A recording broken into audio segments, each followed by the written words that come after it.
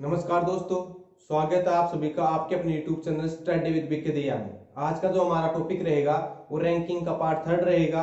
Part first और part second हमने पहले ही अपलोड कर दिए हैं। यदि वो आपने नहीं देखे हैं तो देखिएगा। तो चलिए क्वेश्चन स्टार्ट करते हैं।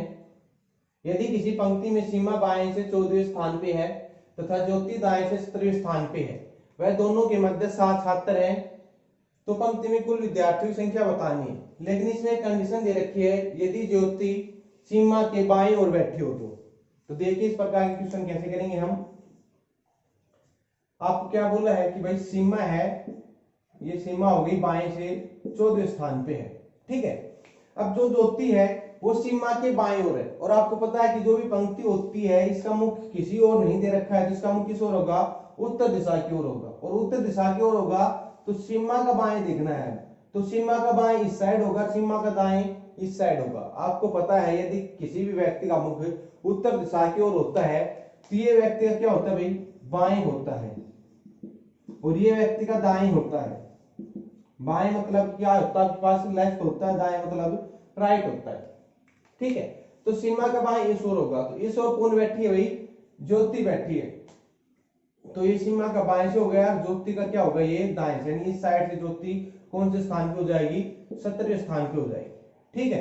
अब क्या कह रहा है कि दोनों के मध्य 7 विद्यार्थी बैठे हैं, यानी 7 छात्र बैठे हैं। तो आपको बताना ये है कि इस पंक्ति में कुल विद्यार्थियों की संख्या कितनी है, ठीक है। यानी आप इस क्वेश्चन को कह सकते हो कि ये क्वेश्चन आपके पास क्या बन गया कि पंक्ति में कम से कम छात्र कितने बैठाए जा सकते हैं। आपके पास ये वही क्वेश्चन बन गया है, ठीक है। आपको पार्ट सेकंड में मैंने कंडीशन बताई थी कि कम से कम यदि पूछता है तो वो क्या क्या कंडीशन आपको क्वेश्चन में दे सकता है। तो देखिए आपके पास कम से कम निकालते तो क्या करेंगे कि पंक्ति के प्रारंभ से और सीमा तक स्थान, आपके पास कुल विद्यार्थी कितने बैठे हैं भाई, 14, यानी कितने स्थान है, 14 स्थान है सीमा तक। अंतिम से और ज्योति तक कितने स्थान है, 17 स्थान, यानी 17वें स्थान पे खुद ज्योति बैठी है, ठीक है। इन दोनों स्थानों का योग और आपके पास क्या आ जाएगा, 31, ठीक है। उसके बाद आपको क्या बताया था कि जो भी मध्य में विद्यार्थी बैठे हैं वो इसमें से माइनस करना है। यदि आपके पास जो कंडीशन बनती है वो कम से कम वाली बनती है तो 31 में से माइनस करना है आपको जो मध्य में विद्यार्थी बैठे हैं, और मध्य में कितने विद्यार्थी बैठे हैं, 7। तो -7 और माइनस क्या करने हैं, 2। और -2 क्यों करते हैं, क्योंकि आपको पता है आप यहां से और यहां तक आओगे तो आपने ज्योति को भी काउंट किया है, इन 7 विद्यार्थियों को भी काउंट किया है, और सीमा को भी काउंट किया है, ठीक है। तो इन सभी को आपने एक बार काउंट कर लिया है। अब यहां से और यहां तक जाओगे, क्योंकि आपको दाएं छोर से किसका स्थान पता है, ज्योति का, तो यहां से यहां तक जाओगे कितने विद्यार्थी बैठे हैं, 17, और इन 17 में हमने इसको सीमा को काउंट किया है, 7 विद्यार्थियों को भी और ज्योति को भी। तो आपको पता है यहां से आपने 7 जो मध्य में विद्यार्थियों को 2 बार काउंट किया है, ज्योति को 2 बार काउंट किया है, और सीमा को भी 2 बार काउंट किया है। तो इसलिए क्या करोगे कि जो मध्य विद्यार्थी हैं उनको माइनस करोगे और 2 इनके लिए माइनस करोगे। ये 2 हमेशा रहेगा आपके पास -2, और मध्य की जो भी संख्या रहेगी आपके पास 7, 10, 15, 20 जो भी रहेगा वो माइनस करते हैं। तो आप कह सकते हो कि 31 में से 9 माइनस करने हैं, ठीक है। और 31 में से 9 माइनस करोगे तो आपके पास क्या आएगा, 22, और यही आपका क्या होगा, आंसर होगा, ठीक है।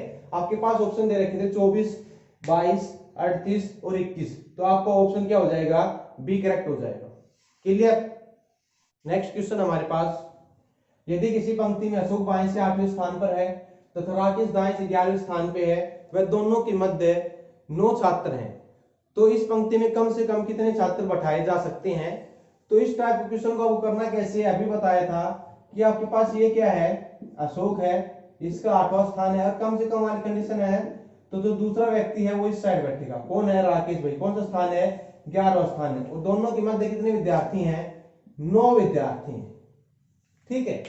तो अभी आपको जो बताया था इन दोनों स्थानों का योग माइनस में मध्य के माइनस में 2, तो वो आपका क्या हो जाता था, आंसर हो जाता था, ठीक है। लेकिन ये क्वेश्चन थोड़ा सा हटके है, ये आप कह सकते हो कि ये क्वेश्चन आपके लिए बहुत ही इंपॉर्टेंट है, लेटेस्ट पैनल पे आधारित है और कई बार पूछा भी गया है एग्जाम में, ठीक है।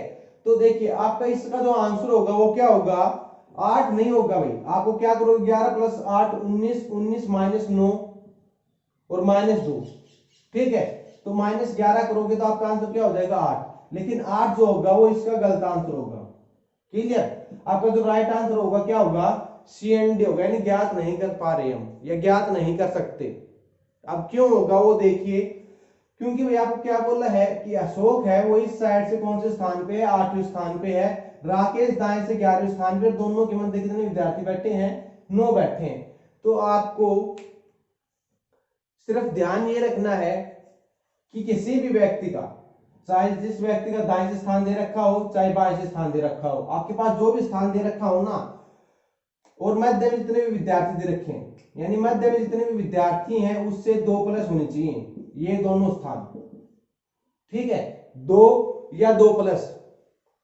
यदि 2 या 2 प्लस स्थान ज्यादा है तो आपके पास कम से कम वाली कंडीशन बन सकती है, अन्यथा ये कंडीशन नहीं बनेगी, ठीक है। यानी कहने का अर्थ क्या है कि अशोक का यहाँ पे 8 स्थान है, यानी 9 से कम है, तो ये आपके पास ऐसे नहीं बैठ सकते हैं। यदि अशोक यहाँ पे 11 या 11 से ज्यादा होता और राकेश भी 11 या 11 से ज्यादा, कितना ही होता ज्यादा, तो आपके पास ये कंडीशन बन सकती थी, ठीक है। अब देखिए थोड़ा बेसिक समझिए कि ऐसा क्यों होता है। आपके पास क्या बोला भाई, अशोक है वो बाएं से कौन से स्थान पे, 8वें स्थान पे, तो आप बैठा दो भाई 1 2 3 4 5 6 7 8, यहाँ पे कौन हो गया, अशोक हो गया इस स्थान से बाएं से, ठीक है। उसके बाद क्या बैठा भाई, बीच में 9 बैठाओ, ठीक है, कोई भी एक व्यक्ति बैठा लो, उसके बाद बीच में 9 व्यक्ति बैठाओ। अब बीच में 9 बैठाओगे तो 1 2 3 4 5 6 7 7 ही व्यक्ति हुए।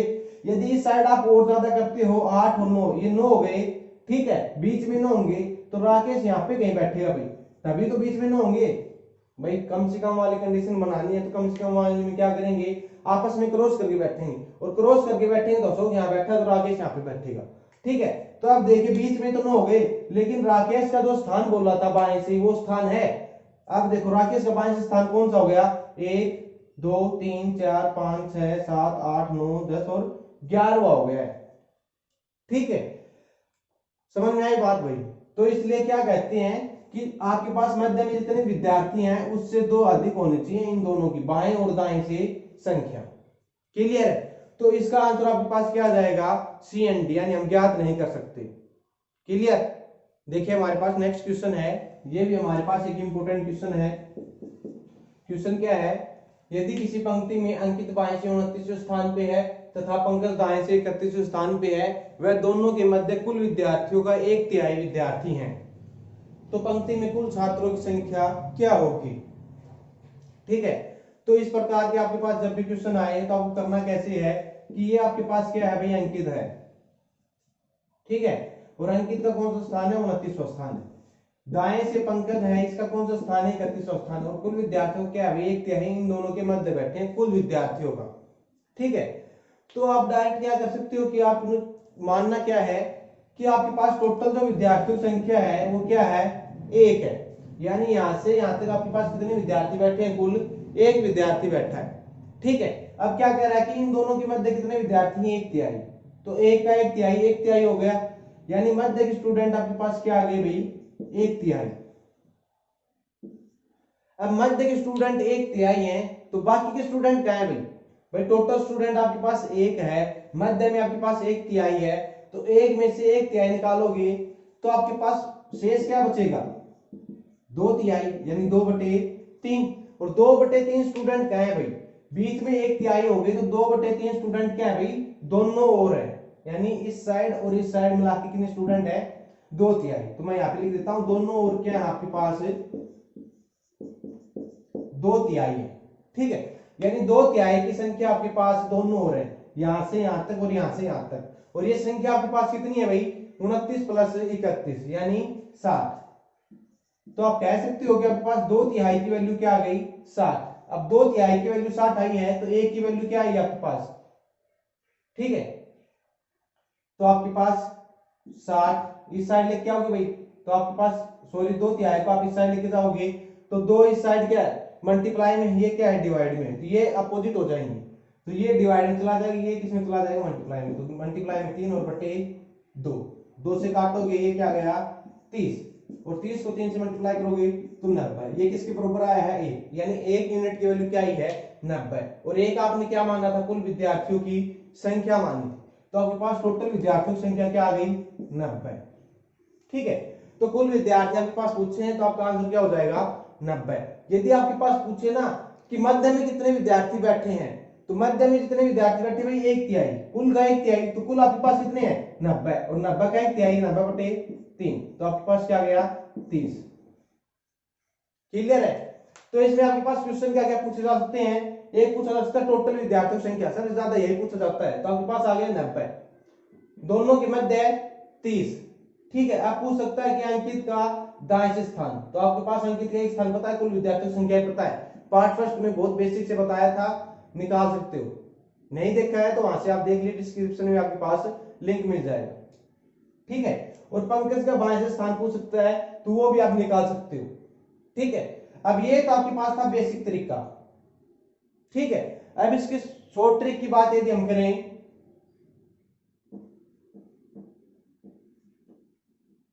तो देखिए शॉर्ट ट्रिक आपके पास क्या होगी, आपको सिर्फ ये अंक देखना है कितना है 1/3। ठीक है, 1/3।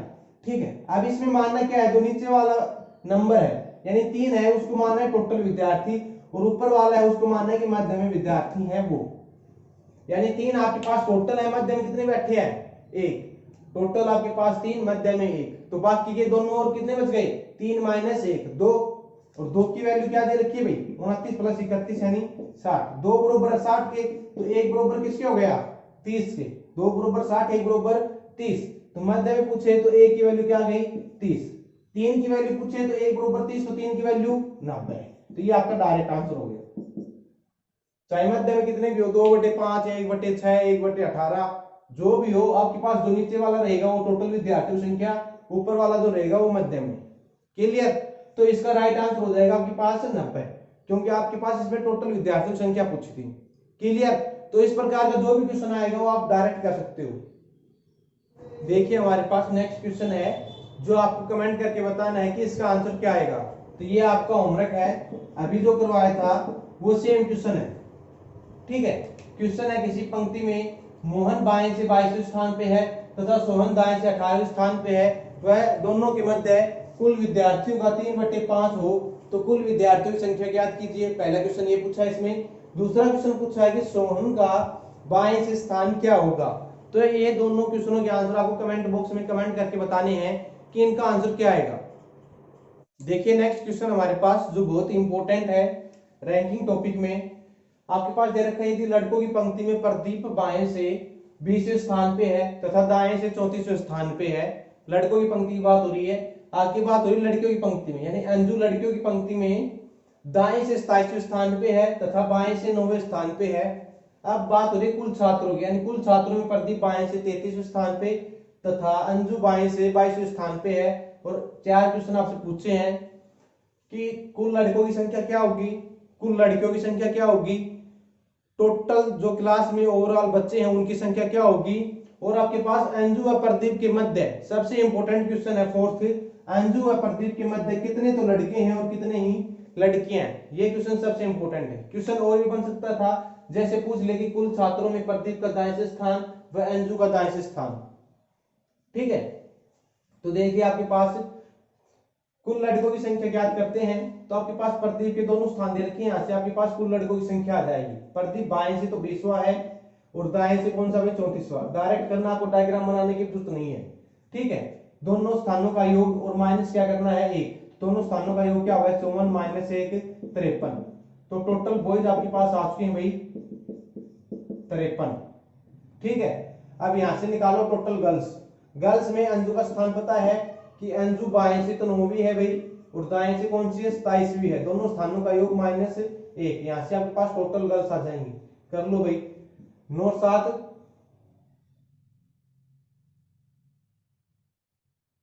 16, ठीक है, और +1, तो आपके पास कितना गया 36, और -1 35, ये आपके पास टोटल गर्ल्स आ गई हैं। ठीक है, तो आपके पास जो पहला क्वेश्चन था कुल लड़कों की संख्या 53, कुल लड़कियों की संख्या 35। ठीक है, नेक्स्ट क्वेश्चन है कुल छात्रों की संख्या, तो भाई आपके पास लड़के तो इतने हैं भाई, एक क्लास है जिसमें लड़के 53 है लड़कियां 35 है, तो टोटल बता सकते हो ना भाई, लड़के और लड़कियों की संख्या होगा योग, तो 53 + 35, 5 और 3 8 और 5 3 8, तो टोटल छात्रों की संख्या आपके पास कितनी आ गई है? 88 आ गई है। ठीक है, अब इसमें जो सबसे इंपॉर्टेंट क्वेश्चन है वो है अंजू व प्रदीप के मध्य कितने लड़के और कितनी लड़कियां हैं। तो ये थोड़ा ध्यान से समझना। देखिए आपके पास अब ये पंक्ति है जिसमें आपके पास दो कैटेगरी दे रखी हुई, एक तो कौन है? लड़के हैं और लड़कियां दोनों बैठे हैं पंक्ति में। ठीक है, अब आपके पास अंजू का स्थान दे रखा है, भाई अंजू बाएं से कौन से स्थान पे है? 9वें स्थान पे है। और ये बात हो रही है गर्ल्स की, यानी लड़कियों में कौन से स्थान पे? भाई 9वें स्थान पे है। और क्लास की बात करें तो बाएं से कौन से स्थान पे है? 22वें स्थान पे है। ठीक है, अब बात करते हैं भाई प्रदीप की। प्रदीप है जो लड़कों में कौन से स्थान पे है? 20वें स्थान पे है। और लड़कियों में कौन से स्थान पे है भाई?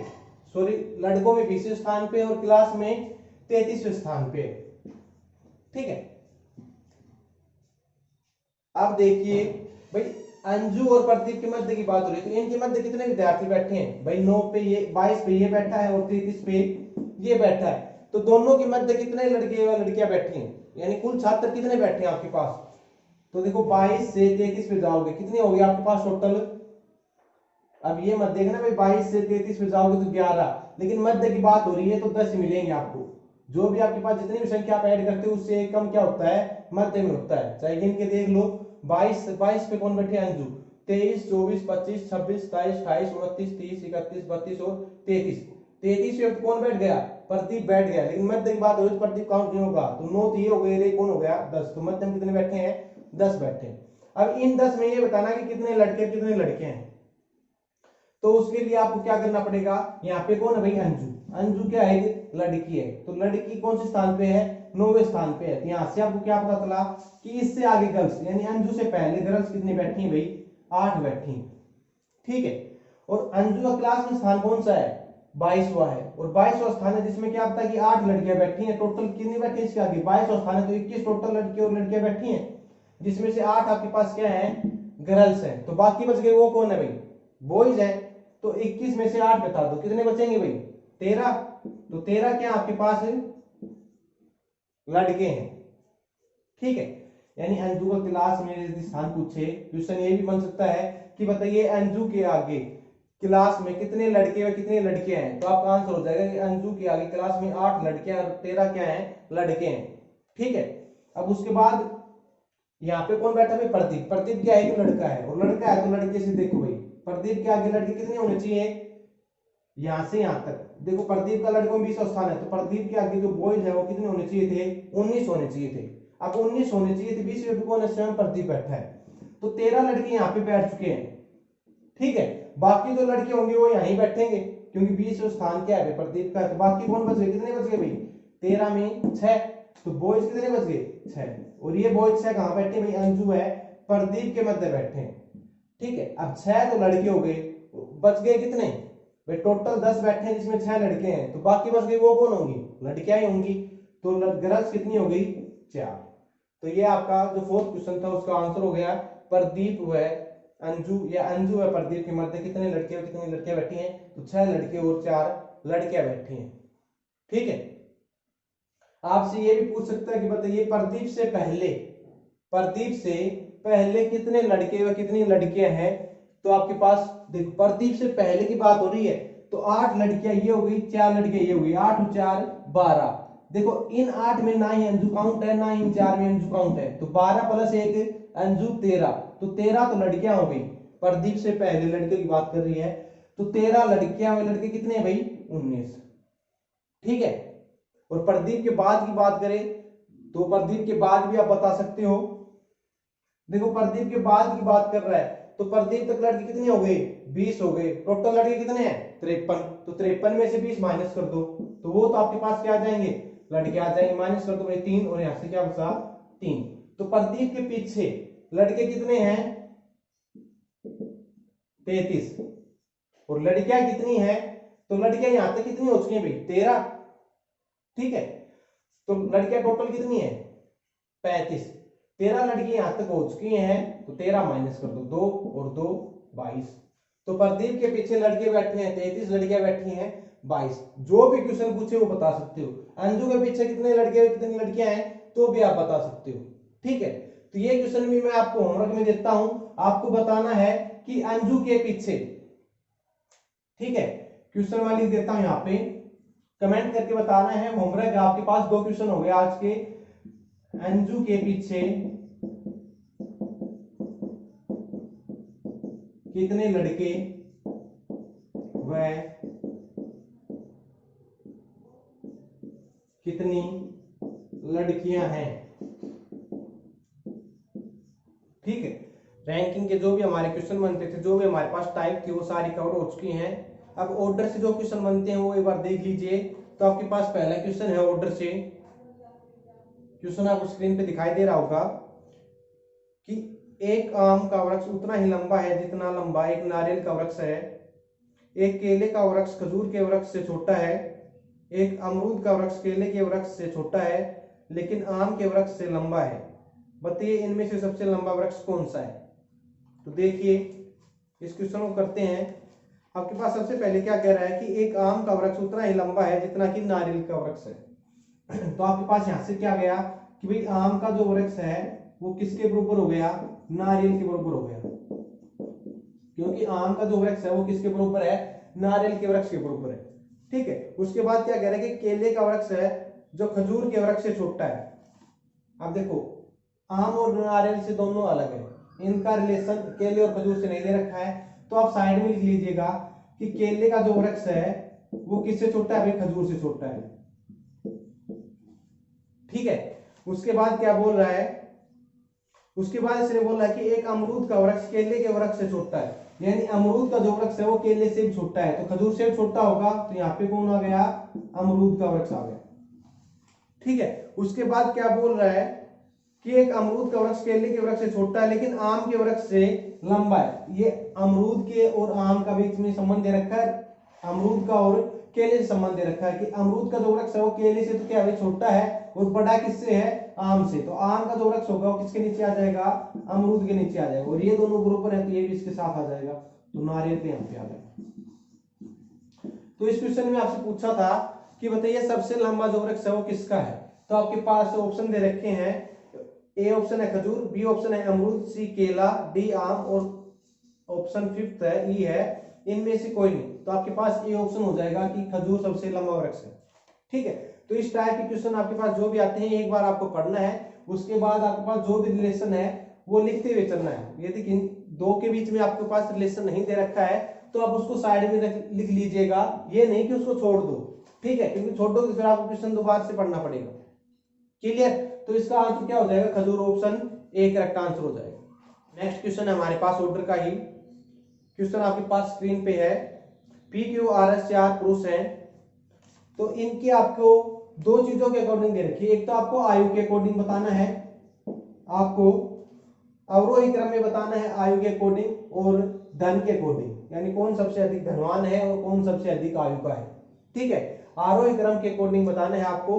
तो चलिए क्वेश्चन पढ़िए। पहले सबसे पहले क्या कह रहा है, पी सबसे अधिक आयु का है, तो पी की आयु कंफर्म हो गई, पी सबसे अधिक आयु का है, पी से अधिक आयु का इन चारों में से कोई नहीं है, ठीक है, यानी इन तीनों में से जो शेष बच गए, इन तीनों में से सबसे अधिक आयु का कौन है, पी है। उसके बाद कह रहा है परंतु सबसे अधिक गरीब नहीं है, ठीक है, यानी गरीबी में यदि धनवानता के अकॉर्डिंग बात करें तो ये सबसे अधिक गरीब नहीं है, ठीक है, यानी सबसे लास्ट में नहीं आएगा ये। उसके बाद आर सबसे अधिक धनवान है, तो धन के अकॉर्डिंग आर सबसे अधिक धनवान यानी टॉप पे आएगा। उसके बाद बात कर रहा है परंतु सबसे अधिक आयु का नहीं है, यानी आर सबसे अधिक आयु का नहीं है, सबसे अधिक आयु कौन हो गया, पी हो गया है। क्यू की आयु एस से अधिक है, यानी क्यू की जो आयु है वो एस से अधिक है, किंतु पी या आर की आयु से अधिक नहीं है, यानी क्यू की आयु वो एस से तो अधिक है लेकिन पी और आर से कम है, तो पी सबसे ऊपर हो गया तो आर कहां पे आएगा, भाई यहाँ पे आएगा। तो आयु के अकॉर्डिंग तो आपके पास ऑप्शन है, सबसे बड़ा है पी, उसके बाद है आर, उसके बाद है क्यू, उसके बाद है एस। उसके बाद देखिए पी क्यू से अधिक धनवान है, यानी पी है वो क्यू से अधिक धनवान है भाई, परंतु एस से अधिक धनवान नहीं है, यानी पी है ना वो क्यू से तो अधिक है लेकिन एस से कम है, तो एस कहां पे आ जाएगा, यहाँ पे आ जाएगा, क्योंकि एस यहाँ पे नहीं आ सकता, क्यों नहीं आ सकता, क्योंकि आर सबसे अधिक धनवान है। तो आपके पास आयु के अकॉर्डिंग और धन के अकॉर्डिंग चारों व्यक्ति आपने क्रम में लगा लिए हैं। ठीक है, अब आपसे कौन से क्रम में पूछे हैं? अवरोही क्रम में पूछे हैं। तो अवरोही क्रम क्या होता है भाई आपके पास? अवरोही क्रम होता है कि बड़े से छोटे की ओर बताना, यानी सबसे बड़ा कौन है आयु में और सबसे अधिक धन किसके पास है उसके अकॉर्डिंग बताना था। तो आपके पास आ चुके हैं सबसे अधिक आयु के अकॉर्डिंग यदि बात, तो पी आर क्यू और एस, ये आपके पास अवरोही क्रम बनेगा। और यदि धन की बात करें तो आपके पास आर एस पी और क्यू ये क्रम बनेगा। तो आपके पास ऑप्शन हो जाएगा इसका B, P R Q S और आर एस पी क्यू, ये आपका राइट आंसर हो जाएगा। यदि वीडियो आपको अच्छी लगी हो तो वीडियो को लाइक करें तथा चैनल को सब्सक्राइब करें।